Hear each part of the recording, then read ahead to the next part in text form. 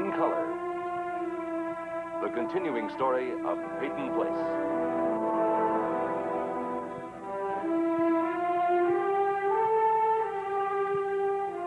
Starring Dorothy Malone as Constance Mackenzie, Ed Nelson as Michael Rossi, Ryan O'Neill as Rodney Harrington, Barbara Parkins as Betty Anderson, Tim O'Connor as Elliot Carson, Christopher Connolly as Norman Harrington, Patricia Morrow as Rita Harrington, James Douglas as Stephen Cord.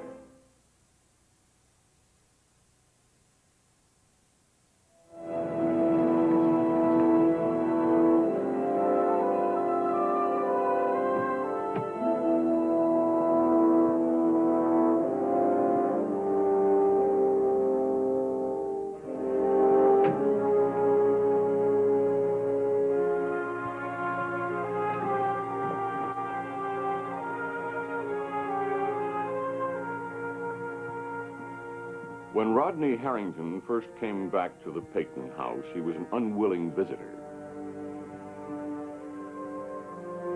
He viewed his grandfather with a mixture of awe and distrust. But now he is deeply concerned about Morton Peyton's health. Rodney fears the preliminary hearing of the People versus Lee Weber will be taxing on his grandfather and cause irreparable damage to this aging man whom he's now grown to love.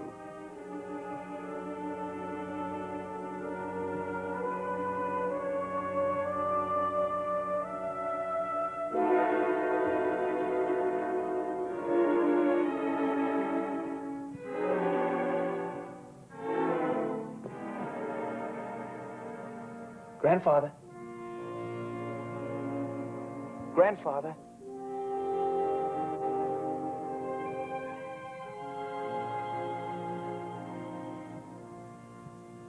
Rodney? Yes. I'm sorry, I didn't mean to wake you. What time is it? It's just past 1, sir. Ah, my canes. I've always detested people who squander their short time on earth with naps.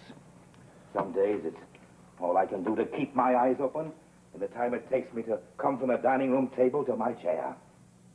Ah, motorized baby buggy. This room is enough to put an incurable insomniac to sleep.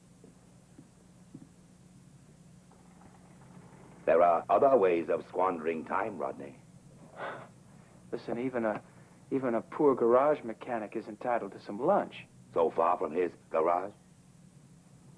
Well, food's better here. Oh, Rodney, I appreciate your concern, but it wasn't necessary.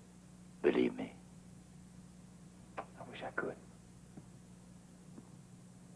You know, ever since I moved into this house, it's been like a prison. It was plush and roomy, but just as effective as the one I had been released from. You, sir, were the jailer. And now? Now it's pretty much the same. Except you're the prisoner. And Mrs. Cord is the jailer. Hardly. Your grandfather doesn't listen to a word I say. Perhaps because you never say anything of interest anymore, Mrs. Cord. Sorry if I seem to nag. It's for your own good. Frankly, I'm worried. About what, Mrs. Cord? Your grandfather's health. Never felt better. He sits up half the night reading, then collapses for an hour or two in the day in his chair. Refuses to watch his medication or his diet or his drinking. Now with the subpoena, I'm afraid. What subpoena? I mean, he didn't tell you. But you're doing such a good job. The district attorney subpoenaed your grandfather today, and I am afraid that the ordeal of going into that courtroom, submitting to endless questions could prove too much. For whom, Mrs. Cord?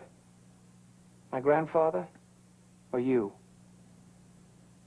I should think that you, above anyone else, would want to see the man who caused Anne's death brought to justice.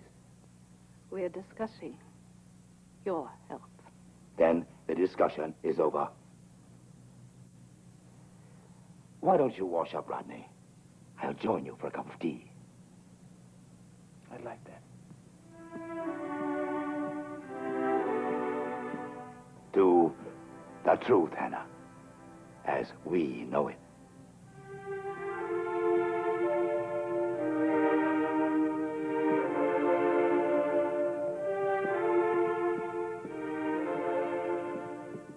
Rodney. Rodney, I know you don't especially like me or trust me, but... That's right, Mrs. Cord. I don't trust you. But this is for your grandfather. He's getting worse. Surely you can see that for yourself. What do you want me to do? Talk to him. Maybe he'll listen to you. Oh, I doubt that. Then talk to Dr. Rossi. Get the doctor to examine him. Let the doctor decide if he's well enough to walk into that courtroom. That's all I ask. Rodney, it's for your grandfather's sake. If you love him as much as you say you do, you'll try to help him. Mrs. Cord, he wants to testify. Mr. Fowler can take his deposition. That's almost like testifying. Yes, except he won't be there to answer Stephen's questions.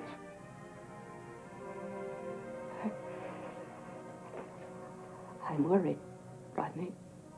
Yes, I know you are, Mrs. Cord. I just don't know about what.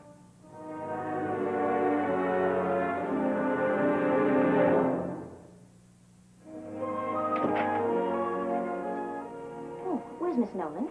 She's at the post office. Come on in. Well, how's it feel being the Carson's hired hand? Enjoy being a working wife again? I had to get some things for the baby before I went back. You don't mind my helping Mrs. Carson out, do you? Oh, of course not. Just as long as dinner's on the table, 7 o'clock sharp. Your mother stopped in at the bookshop when I was picking up the mail. Really? She didn't come for a book. She wanted to talk to me. Well, that's nice. You swap recipes? I'm afraid I lost my temper. Well, she'll recover. Stephen, she wanted to apologize for the way she treated me before. She seemed genuinely sorry. Now that I think back on it, she seemed so vulnerable. I think I understand it. You know, I have to admire her technique. Masterful. She comes to you not as a warrior, but as a supplicant. Begging forgiveness. How touching. No, Stephen, you don't understand. She wasn't begging. She wasn't anything. It was as if she'd given up, as if whatever had kept her going, it just wasn't there anymore. She's really taken you in, hasn't she? Stephen, your mother may be on the edge of a nervous breakdown. Now, what I'm trying to tell you is that I think I might have helped. My mother is on the receiving end for a change. She's getting back some of her own. Betty, she's not going to have a nervous breakdown. She's made of too much strong stuff for that. Now, what you've described sounds like the latest in a long line of stellar performances, and I'm not buying any of it. Stephen, your mother has gone through terrible pressure. Now, couldn't that make her change? Does anyone ever change, really change? Everyone changes, you know that. Not with the lies she's had to live with all these years. This is the woman that almost destroyed our marriage. Now she comes to you feigning a change of heart, asking you to believe her? Why? You seem to know why. Tell me.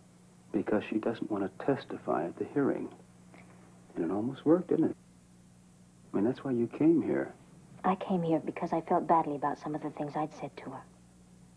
No, you wanted me to take her name off the list of witnesses. Maybe. Stephen, must you put her through this ordeal? Yes, I must. Well, why? To punish her? Are you doing this for Lee Weber or for yourself? You told me that Dr. Rossi's testimony weakened Fowler's case. Chris Weber's testimony was extremely damaging to his brother. Now, I'm putting my mother on the witness stand because I think it is not only necessary for Lee Weber's defense, but obligatory. Period. Well, I guess I'd better get back to the Carsons. How long are you going to be helping out with the baby? Oh, not long, just for a couple of more days. Oh, dinner won't be at 7 sharp. I'll be expecting you for cocktails. Oh, I'll look forward to that, Mrs. Cord. Hey.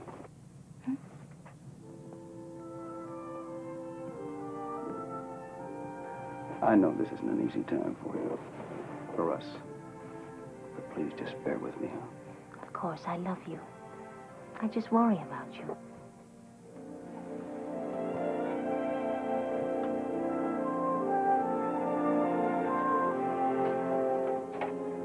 Here's what I did, Sandy. I took Cord's case and I laid it out in my mind. I knew all his strong points, all his weak points, and I was emotionally tuned to perfection. I was like a fighter who had trained just right. You know what I mean? I was ready for Stephen Cord. But what kills me, though, is that little edge of politeness he uses, his courtroom etiquette. It hides the fact that he's out for blood every time he gets some poor, unsuspecting soul on that stand. Come on, Chris, let's go. The technique of surprise, Sandy. Very important, very important. It's Cord's whole technique. His whole style in that courtroom is built upon his ability to insinuate, to use certain words, his phraseology. But did I have some surprises for him? It wasn't his show this time, not by a long shot. Yeah, you were really cool, Chris. I'd like to have seen his face. Just once, I'd like to have seen his expression. You made him sweat, all right. I bet I did. I could feel him sweat. Funny how you can feel things when you can't see them. Compensation, they call it. You hungry?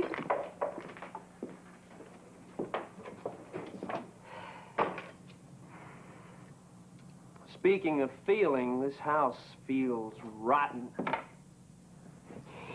What did you expect? Yeah, I know. I'm sorry. I'm just letting off steam. That's okay. You know, Sandy, you haven't said much to me ever since we were in court. Weren't you impressed? Look, Chris, you don't fool me. All that stuff you were saying about technique and surprises. We both know what you did in that court. And what is that supposed to mean? Come off it, Chris. You may have fooled the judge with all that talk about justice, but this is me, Sandy. You lied. You sat in that witness chair and told lie after lie. Listen, Lee killed Ann Howard, and you know it as well as I do. How can you be so sure? He blinded you. You're trying to get even with him. It is not like that at all. Maybe so. Maybe you can make it fair and square in your mind. But when the judge and Mr. Fowler and Stephen Cord find out, they're going to call it something else. They'll call it perjury. I did what I had to do.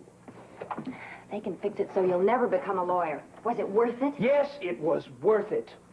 He's got to be stopped from destroying people. Ann Howard, me, you, somebody's got to stop him.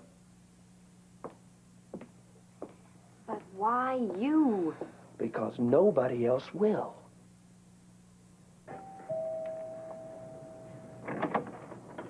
Oh, hi, Rita. Hi, baby.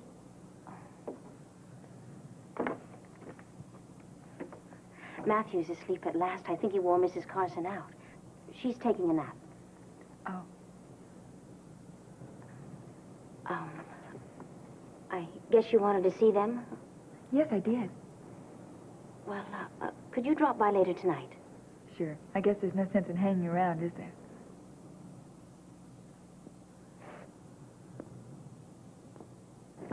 Rita? I hear Norman's going to college. That's great. Yeah.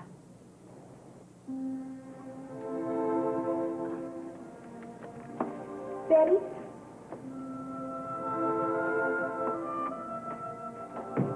I don't suppose you'll be able to take care of the baby much longer, will you? Oh, well, I mean, with all the things you have to do, like entertaining for your husband and that type of thing. Well, I wasn't planning on leaving just yet. I think Mrs. Carson needs me. Oh, I understand that, but probably in a few days you'll be needed at home, your own home. I guess when your husband's a busy lawyer, there's lots of things you have to do. Yes, I guess there are. But like with us, Norm's going back to school full-time. He'll be studying all night. I'll have a lot of free time on my hands. I wouldn't mind taking care of the baby or helping out at all. In fact, I'd like it.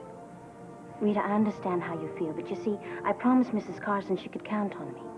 At least for the time being. I see. Well, it was just a thought.